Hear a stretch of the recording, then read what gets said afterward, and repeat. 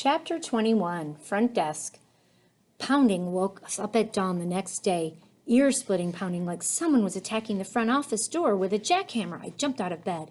Mr. Lawrence, one of the customers from the night before, was standing in front of the front office. Quickly, my dad buzzed him in. "My car!" Mr. Lawrence shrieked. "It's gone!" Mr. Lawrence's neon green Ford Thunderbird had been taken in the middle of the night. He had parked it right in front of his room, room 5, and when he woke up, it was gone. "We have to find out who did this," I said, turning to my parents. "You think it was one of the other customers?" I immediately grabbed the customer logbook to see who stayed here last night. "Could have been anybody," Mr. Lawrence said. "Somebody could have come here in the middle of the night and taken off with my car." I made a mental note to add a parking lot gate to my wish list. My father picked up the phone. "Hello, Mr. Yao?" my dad said. "Something terrible has happened." Mr. Yao arrived half an hour later. "How could this happen?" he said to my mom and dad, gesturing angrily with his hands. "We don't know," my dad said. "We're just as surprised as you." Mr. Yao picked up the phone and called the police. After that, he went around from room to room, waking up all the customers. "Have you seen a green Ford Thunderbird?" he asked them, peering suspiciously into their rooms. One of the guests said he did hear some noise at around 3 a.m., like someone was trying to start their car. Mr. Yao turned to my dad. "Did you see anyone leave at 3 a.m.? he asked. My dad sheepishly admitted that he didn't know. He'd been sleeping, to which Mr. Yao frowned and said, "Stop sleeping!" Mr. Yao then asked if there were any customers who left without checking out. My dad and I went to check if anyone had gone in the middle of the night, and sure enough, when we went around, we found 5 keys. We gave Mr. Yao the numbers of the rooms and the names of the customers. Mr. Yao wanted to know what the customers looked like. I tried to describe them the best I could. "Let's see, Mr. Roberto had a mustache," I said, "but it wasn't one of those long archy ones. It was a small and tidy one. And Mrs. Robinson, she was about the same height as my mom, a little taller." I closed my eyes, trying to recall any other details about her. She had long, curly black hair past her shoulders, not in braids like some other black women. I said. Mr. Yao's eyes bulged. "Wait a minute, she's black?" he yelled. "I thought I told you not to rent to bad people." My throat went dry. I could hear the sound of my breathing, hard and fast. "You said bad people, not black people." "Any idiot knows black people are dangerous," Mr. Yao said. "Well, that's not true." I was stunned. "Hank's not dangerous, for one." I narrowed my eyes at Mr. Yao. "You're the one who's dangerous." "Mia," my dad said. Nervously, my dad turned to Mr. Yao. "Sir, we can't judge someone based on their skin color. It isn't right. This is America." Mr. Yao snorted. "If you really believe that, you're even dumber than I thought," he said. "Clearly, you have no idea how this country really works." The sound of police cars pulling in made us look up. "What's going on here?" the police officers asked. When they stepped in, there were 2 officers, both male and white.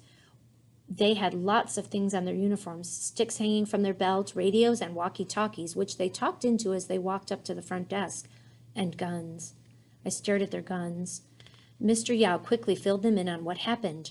From the familiar way they talked with him, it seemed like they knew him. I wondered if the cops had been in the Cala Vista before. Mr. Yao handed them the list of customers who had left in the middle of the night. He told them he thought it was Mrs. Robinson who stole Mr. Lawrence's car. He went so far as to circle Mrs. Robinson's name and write the word black next to it. "And where is Mrs. Robinson now?" the officers asked. "She left, but I really don't think," I started to say. The officers cut me off with a sharp shh. They only wanted to hear from Mr. Yao. Mr. Yao proceeded to tell the officers about the other customers. They seemed particularly interested in hearing about the Weekleys. "Are they home? Can we interview them?" "Absolutely," Mr. Yao said, leading the way outside. The Weekleys were outside talking about what happened. At the sight of Mr. Yao walking over, Hank quickly moved his tomato plant into his room. Mr. Yao did not like Hank growing plants outside his room. He said Hank hadn't rented that space. The cops walked up to the Weekleys. "We'd like to ask you guys some questions," the cops said. "How long have you been living here?" "About 3 months, Billy Bob said. "I was staying over at the Days before." One of the officers turned to Hank and asked him, "And you?" "About 6 months, Hank told him. The officer jotted it down. "Do you have a job?" he asked Hank. "Yeah, I work over at the gas station on Orange and Knott," he said. "What's this about?" Fred asked. "You think we did it?" Mrs. Q put a hand to her chest and let out a shrill, "Good God!" "Sir, ma'am, we're not saying that. We're just asking questions," the cop said. "But you're asking the wrong people," I interjected. They ignored me.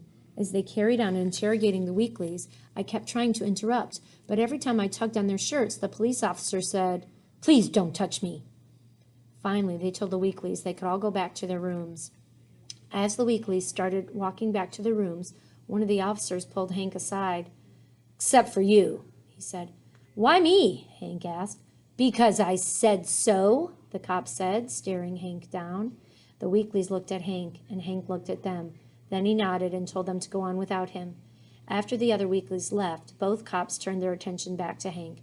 "Now, where were we? You said you work at Orange and Knot," the commanding officer said, turning to the other cop.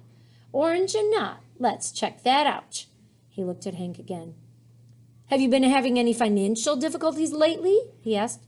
"Excuse me?" Hank asked. "Have you needed to borrow any money?" "No." "Have you sold anything in the last 10 weeks?" The cops suddenly turned their attention to me.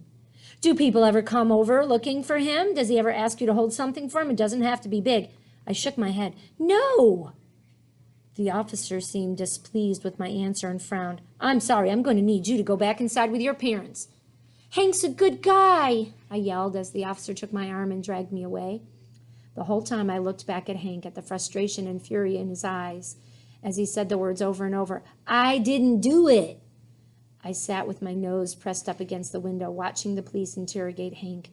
Several times I ran outside, only to be escorted back in. "See, the police know I'm right," Mr. Yao said, taking their interrogation of Hank as evidence that his theory about black people was valid. He was wrong. The only thing it proved was that the police were just like him. I counted the minutes until he and his racist thoughts would finally leave. Surprisingly, the person who remained most calm throughout the incident was Mr. Lawrence. It sounded like he had car insurance, and he figured he could get the money back that way. At noon, the cops finally stopped interrogating Hank and got back in their cars. They didn't have enough evidence to make an arrest, because he didn't do it, duh. But they said they'd be back. "You'll hear from us again real soon," the commanding officer, Officer Phillips, said, looking at all of us. His eyes lingered especially long on Hank before he turned away. After the cops and Mr. Yao finally left, I went over to Hank's room. Hank was sitting in his chair, slumped over like a half-filled sack. He looked absolutely exhausted.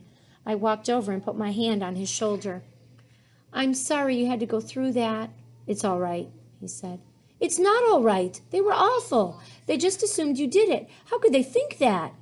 The more I thought about it, the more riled up I got, but Hank just sat there, quiet and unfazed, gazing in the general direction of the pool. The sun burned through the window. I could see little tiny particles of dust floating in his room. "Why are you not more upset?" I asked him. He shrugged. "Guess I'm just used to it," he said. "This kind of thing happens to me all the time." "It does?" He nodded. "To all black people in this country in some way or the other." He dropped his head into his hands. I sat very still, thinking about what he said. I could hear the faint honking of cars, a couple laughing in the room next to us. I wanted to scream, "Stop! Stop honking! Stop laughing! How can it be business as usual when this was happening to people like Hank?" He got up and went to wash his face.